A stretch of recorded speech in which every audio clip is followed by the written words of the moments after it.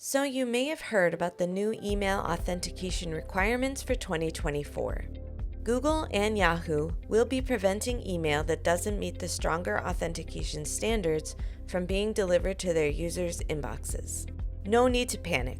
We're here to help ensure your emails comply with the new guidelines and land in your contacts' inboxes. While authentication has always been an industry best practice, it hasn't been required until now. Check out this tutorial to learn more about email authentication. You already have your own domain and are sending your emails from that domain, which is great for building your brand reputation with your customers. Now, you'll need to set up self-authentication to be able to continue sending from that domain. In order to self-authenticate your domain, you need to be able to update the DNS records, whether that's you or your IT department or domain admin. If you don't have access to your domain's DNS records, no worries. We'll automatically rewrite your from email address with our shared ccsend.com domain so your emails comply with the latest requirements. And you'll be able to customize a subdomain to help improve your brand recognition.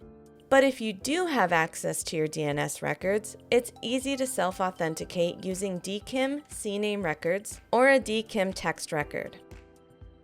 Within your Constant Contact account, we'll generate the DKIM information for you, which you'll then use to add a new CNAME or text record to the DNS records for your domain. Check out this tutorial on how to self-authenticate using CNAME. Please note, some hosting providers automatically add your domain to the record, and every hosting provider has a slightly different interface. So if you need assistance adding the records, please reach out to the support for your provider. You also need to publish a DMARC policy in your DNS records. We generate that information for you as well, which you'll use to add a new text record, or some hosting providers may call it a DMARC record type. This is the basic record you need to add, but if you want more control over your DMARC policy, you have the option to create the record with additional tags. For more information, take a look at this help article. Now that you've self-authenticated your domain and added your DMARC record, you're good to go.